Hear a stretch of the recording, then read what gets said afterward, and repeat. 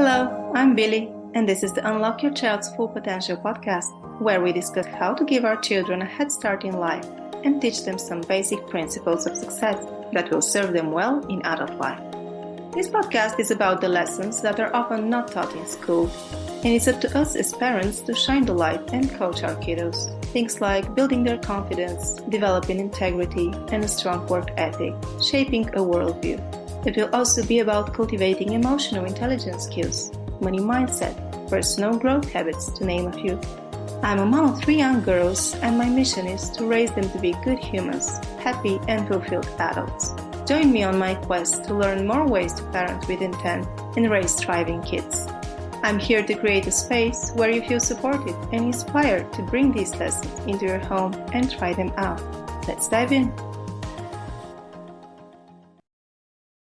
Hi everyone, and welcome to this week's conversation with Lisa Foster. Lisa has been a self-learner of the law of attraction through constant reading and implementing the practice. She has creatively applied these core concepts with her children and is here to share with us her experience and give us some ideas on how to incorporate the law of attraction into our families.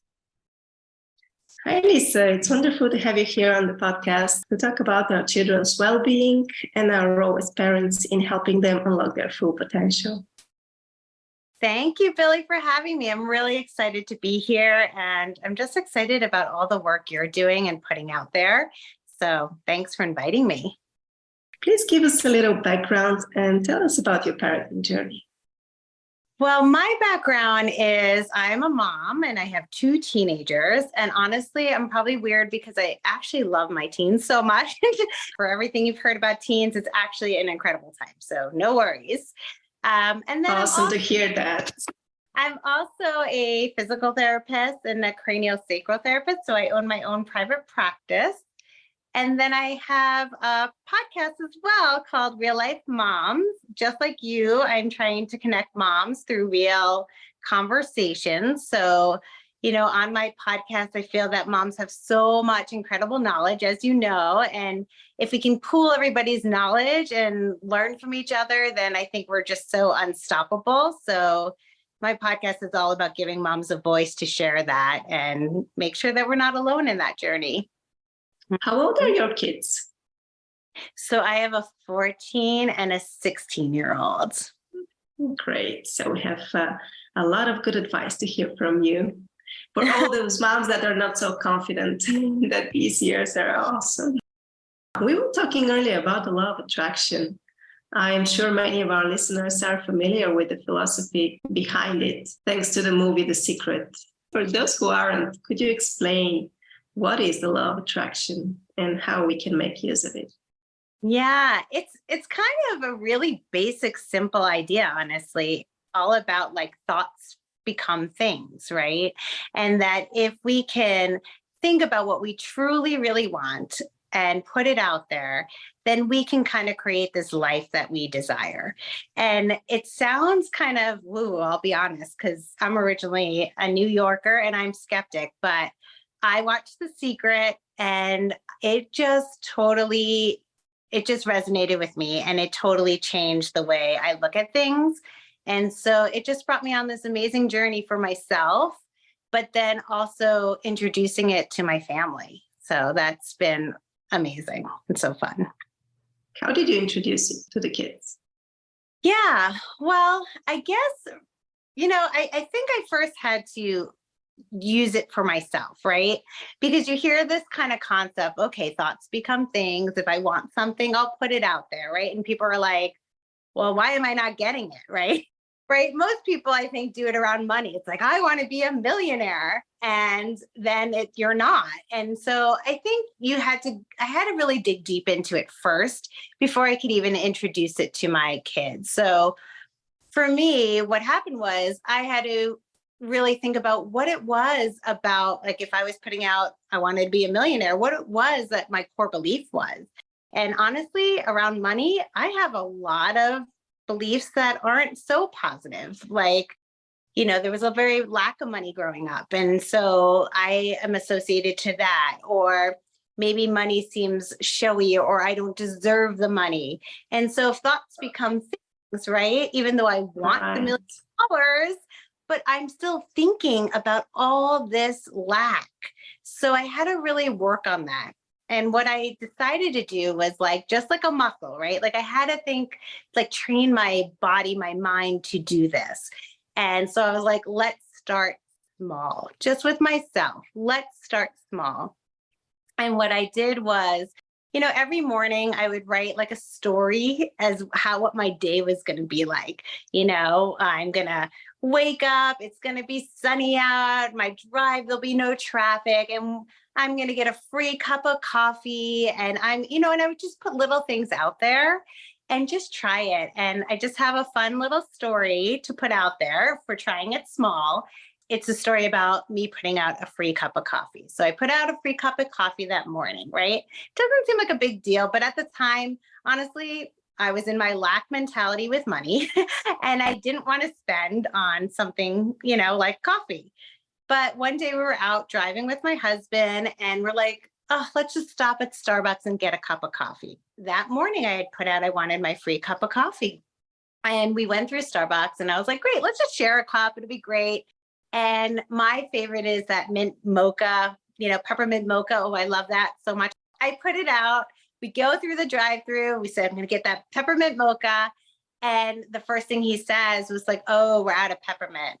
And I was like, going right to, oh my God, lack mentality. No, even peppermint, forget about my coffee. And all of a sudden he goes, but because we don't have peppermint, we'll just give you a free cup of coffee and you can choose whatever else you want. And I know that's really simple, but I think it shows like a big thing here because it's not so much that I asked for that cup of coffee. It's more that I could have missed it, right? Like I could have been stuck on, I didn't get my peppermint mocha, like I wanted peppermint, and I could have gone to that in my mindset instead of saying, I wanted a free cup of coffee. I got a free cup of coffee. How many other free cup of coffees am I missing in my life because I say I want something, but I'm focused on that negative thing that I'm not getting? Right? That's so true. So I was excited and did get my free cup of coffee. So yay. Kind of got me on a path to start more of this in my own life, but also knowing what I want and seeing it when it comes, and being aware. So when you ask, how do I talk to my kids and things about it? Well, first I need to talk to them about what they want. Because I don't know about you, but as a parent, like if someone asks you what you want, it gives me a cold sweat. I'm like, oh my God, I don't know what I want. We rarely think about it, actually. What do we want? Exactly. And no one really asks us either. So we kind of lose ourselves. And I think the same with kids too, because think about it, they're told a lot what to do, but they're not always asked what they want to do. So first, I try to get them to learn what they want. And so one of the practices we do, and we do this every year as a big practice, is we make vision boards. We actually will create a vision board, at the end of the year. And at the beginning of the year. And at the end of the year, we take our old vision boards and we look at them and we say, well, what did we get? We put all these things that we wanted. What did you get? And half the time we have achieved the things that you actually really wanted, which is really cool. And sometimes we look at the things and we say, oh, well, we didn't get those, right? And you say, okay, well, if the law of attraction is that you can get what you want, why didn't we get those? And we kind of look at that. Is that still important to you? Is that something you really just put on there and you didn't really want? Or are we having some beliefs that we need to work on, kind of like my money belief, right? That we need to work on so that we could create what we want. And then we create a new one. We create a new vision board for the new year and we hang it in their rooms. And throughout the year, they go to it, they write on it, they put new wants on it. So I think starting with learning what you want to put out there, I think is huge. Yes, it's huge. It's not just about the positive thinking. It's about putting in the work too. And yes, at its core, the law of attraction is about shifting your mindset from a scarcity mindset to an abundance mindset. And it's so hard for many of us. So hard for many of us. I know.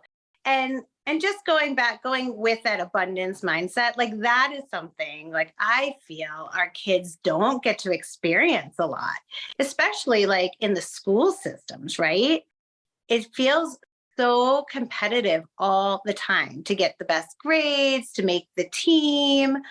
It has a very lack mentality. And that is one thing I wish somehow schools could incorporate more, that, you know what, we can all be good. It doesn't have to be just one person being good at something. We can all be good.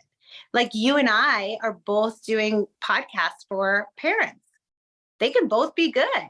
Yeah, there is enough for all. And I think we miss that a lot in that, definitely the school systems and just in the day to day, because there's always a lot of comparing. A lot. And it's so freeing when you realize that you don't have to compare with everybody, that if someone else is successful, that doesn't mean that you cannot be. It's so, you said it, it's so freeing. Oh my God. I know, like as a business owner, there was this one saying that like made me just shift everything in my business. And so we have stores called Lowe's and Home Depot, and they are both stores that are huge here in America. They sell exactly the same thing. They're both very successful. And guess what? They're usually located literally next door or across the street from each other. That's a good example. Exactly, because there's enough for all. There's enough customers that want the same thing. And there's no fear. There's no competition. I love that so much. That shifted everything in my own business practice too. Any other suggestions, action points to start the kids, like a gratitude journal or visualizations? Do you do any of those with your kids? So visualizations are a big one for us. For instance, like I don't know who you've like kind of, I know you're into this too, but I love how Bob Proctor, he's one of the gurus out there who says like, be the director in your own movie, right? And I think Joe Dispenza does like mind movies. And I love that concept because our brain, like if we can like think it, even if it hasn't occurred, our whole body feels it, right? So like, for instance, like I used to run marathons, and part of my training, honestly, was visualization before I would actually run the marathon, just to see that I actually completed the marathon. And it really changed how I did. So I'm a big believer in that visualization. And to give you an example how like I would use that for my child, my daughter is, she likes to dance, and she wanted to try out for her dance team. And the dance team is really competitive. And she hadn't been dancing in a while, but that's okay. So she worked really hard. Physically, she was working so hard. And, it's a week-long thing. And then she went to go to tryouts. And the day before tryout, she's like, I cannot land any of my turns. I don't know what it is. I keep falling out of it. There is no way I can make this team if I fall out of my turns. And I was like, well, you've kind of practiced enough. I mean, your body's in pain. I can see that you've practiced enough. So let's try something else. And what she did was, I was like, let's visualize it. Visualize the routines in your head. You nail every single turn, and just do that for the rest of the evening. And so she did. And then before she went to try out, I said to her, let's do one more thing. Let's write down 100 times. I have made the Pomz team. That's her dance team. I have made the Pomz team. I have made, 100 times. We want to negate any core belief in there that says I'm not good enough. We want to retrain thought, right? That you are a member. You see yourself there. And so she did. She did both of them. She went to tryouts. She came back and she's like, I hit every turn. Wow. Coincidence? No, not really. Yeah, she ingrained it in her body that she could. And she did it, and she saw herself in it. So I think that is huge and powerful. And then of course she came home, and like they didn't know who made it, right? And so of course any teen is like, oh my God, did I make the team? And I said, you know what? We're not going to put those negative beliefs out there because we don't want to We don't want thoughts become things. I don't want you worried about if you made it or not. So it's like, instead, let's create a list. You're supposed to get this list sent to you tomorrow morning if you've made the team. So what I'm going to have you do is I'm going to have you write down, they had numbers. And so their number would be on the list, not names. And I'm like, write down all the numbers. How many kids do you think will make the team? And she's like, probably 14 to 16. I'm like, great. Write down 16 numbers and put your number in it. And she did. And lo and behold, next day she gets the list. And guess what? Her number was on it. Great. Amazing story. And to add to that, I used that method too with my girl when she was 6. She had an ear infection, and the doctor said she needs to have surgery in order to avoid severe hearing loss. We decided to give ourselves a month and try something else during this month. My daughter repeated the sentence every day, twice a day, and she truly believed it, by the way. She said, every day my ears get better and better, and I can hear perfectly. In a month, the doctor said that she doesn't need operation anymore. So it really worked. And the good thing is that 3 years later, she still thinks about the power of the mind in this way, that when she truly believes something, it can happen. Yeah. Yeah, I love that so much. It is powerful. And exactly like what you said, I think the reason, because let's put this out there, right? Because I'm sure there are listeners that will say, that doesn't work. That's just a coincidence or whatever, right? But I think the big thing is that you need to believe it. You really do need to believe it. And the thing about kids is it's much easier for them to believe these types of concepts than it is for adults. Yes. And when they see it working early in their life, it's easier for them to believe it. Yeah. It's so powerful. It's so powerful. And I think going back to, why sometimes it doesn't work, those are questions like, there have been instances where my kids really, really, really wanted something and they didn't get it. What I'll say to that is maybe there's a bigger plan, or maybe that wasn't what you thought it was. Maybe the universe knows something we don't. And I do think this has been, sometimes you have to look back to see why. Like for instance, once again, my daughter tried out for, she wanted to be in this professional theater thing. And it was a show, and she really, really wanted to be in this show with this specific theater. And she tried out and she wanted it. It was on her vision board. I mean, she did all the things and she didn't get it. She could not understand why she didn't get it. And my response was, well, maybe there's a reason that we don't know. There was another opportunity at the same time to try out for another professional theater show. And she did. And she got it. And the thing is, that show that she got was amazing. It was an incredible experience for her. She made amazing friendships. She actually got paid more to do the show. It was a theater that was absolutely gorgeous. And then when she asked her friends that had made the other show how their experience was, they said it was awful because they were struggling. They had late nights.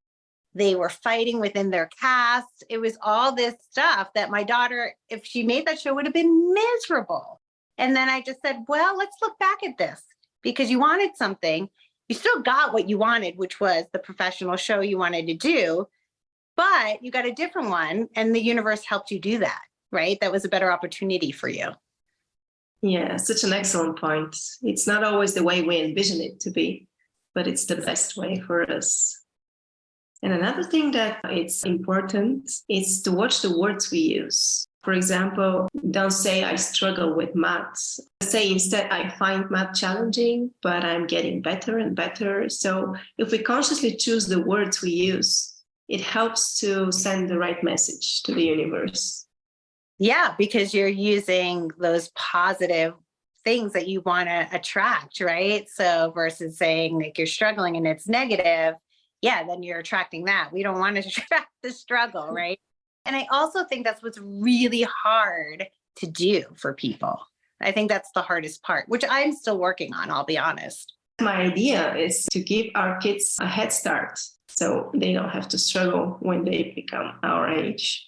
Exactly. And if we're incorporating it now with our kids, we're creating this almost paradigm for them that they believe in it. So they don't have to break down all those negative beliefs that were built up along the way because they're already starting out positive.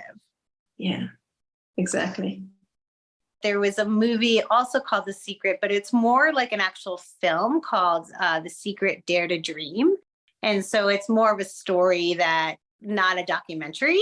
Do you have that out there? No, I haven't seen it. Maybe we do, but I haven't seen it. Yeah. What I like about that is it's a really nice way to actually show kids a story, of it that through like a movie, versus The Secret, the documentary is a little bit much for a kid to watch, right? But this actually gives the same concepts through just a regular story. And what I really liked, and I think what hit home in the movie was, of course, there was like this teenage girl who was kind of having a hard time and she was just kind of sad. And one of the main characters asks her, well, what do you want? And she's like any other teen, right? Which you'll find out soon, will say, I don't know. I don't know what I want. And he's like, well, if you don't know what you want, how do you know when you get it? Because you don't get it. I just love that so much. And I've kind of like pulled that and used that in our home a lot because I have teens.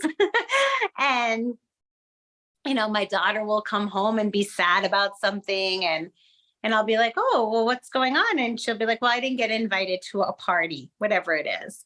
I said, okay, well, what do you want? And of course she says, well, I don't know, and I said, well, if you don't know what you want, how do you know when you get it?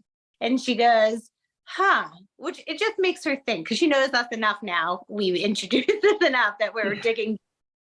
And she's like, well, actually, what I really want is to be just seen and heard within my friend group. I feel like sometimes I'm just not included. And I was like, oh, okay. So that's what you want. I was like, is there anything that happened today or yesterday that was that? And she's like, well, actually, my friends took me out for lunch because they knew I was a little upset about the party that I wasn't invited to. I'm like, And then she was like, oh, well, I did get what I wanted. I got to be seen and heard in my friend group. And I'm like, yeah. So let's focus on that because the more we put out those positive emotions and are grateful for the things that we do get, like my friends did include me, I'm so grateful for that, then you'll get more of that, right? Yes. I do have the practice of writing what I'm grateful for, but I haven't yet introduced it to my children. Do you guys practice it? I love that. And you're right. I don't. Do I? Yes. My husband and I both have journals that we write down our grateful all the time, but I haven't had my kids do it. But I think that's a good step to do, to write down that you are grateful for these things. I think sometimes we'll point out things like, okay, did any of these things happen to you today that you feel good about? Just like being included with her friend group and that she's grateful for that. But we don't make it a daily practice. How do you think we should do that? Do you have an idea around that? I have a gratitude journal just for that. And I have to write 5 things I'm grateful that happened today. And you start noticing that you can be grateful for smaller things. Like I saw the sunset today and it was beautiful. Just little kind gestures that you wouldn't otherwise even notice if you didn't have the practice to write it down. So you start searching throughout the day. What good things happened to me? And I guess a way you can introduce it, and I guess we've done this and I just forget about it, is like when you're having dinner or something and you're sitting around together, especially when our kids were younger. We haven't done it as much as they're older, but we used to do something called bubble up. And that's something, bubble up means like something that's good that's happened today for you. And so we'd all go around, even the adults would go around the table and say, this is something that was positive. So that could be kind of like looking at something good and being grateful. That's like one way I think you can also introduce it to your kids. Yeah, we play a game, highlights, lowlights, and funnies. We each share stories from the day. And what I find is that it's most difficult for me to come up with those ideas. The kids have so much fun with it. Everything that it's in the form of a game, it's welcome for the little ones always. Yes, totally. And once again, good habits. And they're really good conversation starters too, right? So you can all of a sudden have a conversation around something that's good or not so good, I guess. But yeah. What's your secret for having such an amazing relationship with your teens? Okay. Well, I'm going to say there's always things, right? But I think our relationship is really good. And I think the biggest thing that I've done that my kids will also say is I listen before I react. So our communication and the door is open. I mean, they can tell me anything and things that I'm not excited about either, or don't really want to know much about as they get older.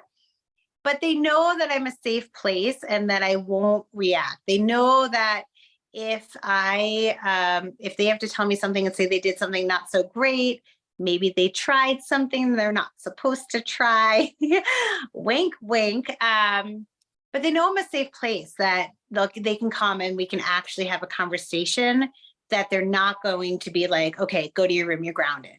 So I think that I've kept the door open. I try not to judge, and if I need to, I take a minute before I say anything. But I think that's the biggest thing, is to be able to listen and keep the door of communication open. That is huge, because teens go through a lot. I mean, all kids go through a lot, and they need a safe person that they can talk to. And if you're not that safe person, that could be okay. But they also know that I'm okay, that if my daughter needs to talk to my friend's mom instead, they know I'm okay with that. So I think that's what's really been great. And I think the other thing is that I just enjoy them as people. I'm not saying I'm their best friend. I don't want to be their friend, but I enjoy what they enjoy. We always find something that's within common ground between the two of us that we can enjoy together. And I like them as people. I want to hang out with them. Amazing. Do you have any fun family traditions that you would like to share? Oh, fun family traditions. Let's see. There's so many, but here's one that we started, and it's just been so fun. We call it the Book of Life. So I grew up Jewish. I married somebody who's half. So he celebrates both, like he's half Jewish, half Catholic. And so we had to merge our religions a little bit, and we became much more spiritual. So we developed this tradition called the Book of Life, because one of the holidays that we celebrate is all about that. In the beginning of the year, the Book of Life opens, and then there's a point where the Book of Life closes, and anything written in that book is for the year. And so we created our own books of life. So every September, the holidays, Rosh Hashanah, we just take literally whatever we want. It could be paper that we've cut in half. It could be more extravagant stuff. And we color the front. Everybody makes their own book, and we call it the Book of Life. And we put the year on it. We open it up. And for the week before it closes, because it's about a week before it's going to close, for a whole week, we write things that we can improve on in ourselves to make ourselves better people. So these aren't necessarily I want to be fit or anything. It's more about, being a good person and how we can improve ourselves. And we just write a list. And we've started this since, the kids were really young. I think my sons honestly said, no more biting. And then we close it. And it's become such a fun tradition that we met and made up, that now we tell people about it. And there are people making books of life all over the place. And it's just so exciting. So I think that's one of our most fun, and everybody loves doing it. And do you share with each other what you have written? Yeah. So first night we'll make the covers, and then over the week we write in it. And then at the end of the week, before we close our books, we go around the table and we share. And actually, I should say, before we start our books of life, before we actually make the covers, we look at our old books of life and we say, oh, look at all these things that we put down last time. And actually, I have accomplished those things. And I, feel better about myself for doing those things. And so we look at those and then we write them. And it's just so much fun. And we keep them. So I have like a drawer full of books of life. That's an amazing way to store memories. Yeah. I love that. I will steal the idea. Life. Yeah. You don't have to celebrate Rosh Hashanah. You can do it anytime or with anything. It's inspiring. And for me, it makes us feel really spiritual about the holiday because we're really doing something that really feeds our soul and we're sharing it. And it's great.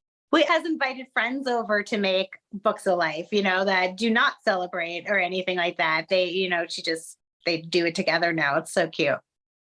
Yes, it's cute. There is a question I like to ask. If you could address moms around the world and give them one parenting advice, what would it be? One parenting advice. Oh gosh, that's a good one. I would say give yourself pause, take a breath, know that you're doing the best you can. And I think that it's okay to be messy. It's okay not to have all the answers. And it's okay to share that with your kids. I mean, when you ask me, like, having this relationship with my teens, I mean, my kids know when I don't know. Like, I freely share. And I have said to them over and over again, well, this is the first time I'm a mom of a teen, so I'm learning with you. So I think it's okay. And I think it helps them realize that we're not these perfect beings and that we're human. And that makes them feel human too, and okay to make mistakes along the way.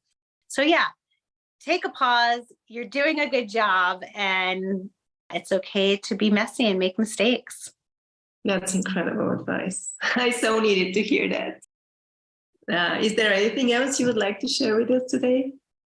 Once again, going back to this law of attraction stuff and just that positive mindset, I think it's such an important thing that can really change your perspective. And if you can give that gift to your kids as well, it's amazing. But I definitely think it's something that needs to start with you first and then modeling it for your children. I think that's what I'd like to say. Such a good conversation. Thank you so much. Why don't you share with everyone where they connect with you and learn more from you?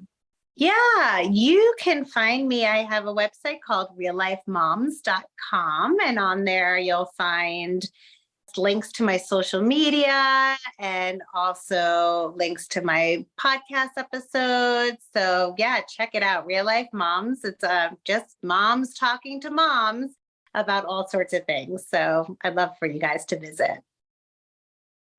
I have to say, I greatly enjoyed this conversation with Lisa. I hope you did too. Here are the main takeaways on the law of attraction. 1. At its core, the law of attraction is about shifting your mindset to one of abundance instead of scarcity. 2. Thoughts become things. If you can think about what you truly want and put it out there, then you can create the life you desire. 3. Kids are told a lot what to do, but they are not always asked what they want to do. Inspire them to learn what they want by making vision boards.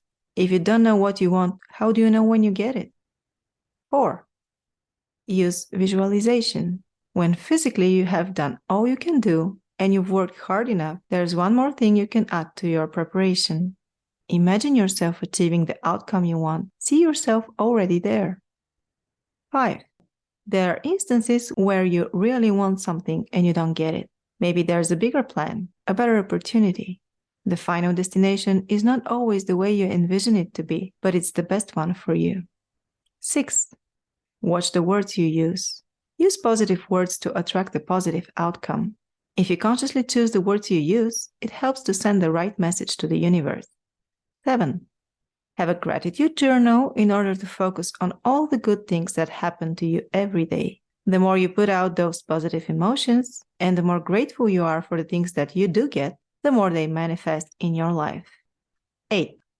The law of attraction and the positive mindset that comes with it can really change your perspective, and it's amazing if you can give that gift to your kids as well.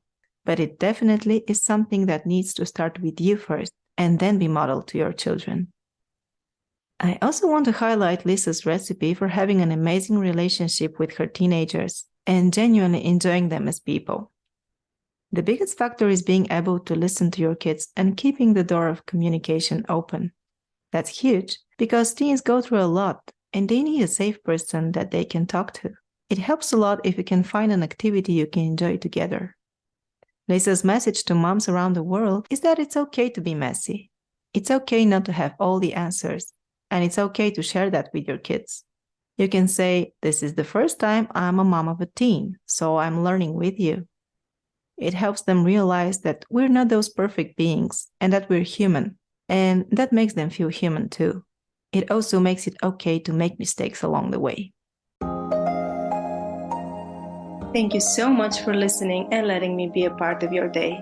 If you enjoyed this episode or the show in general, please share it with a friend and help me reach more moms around the world.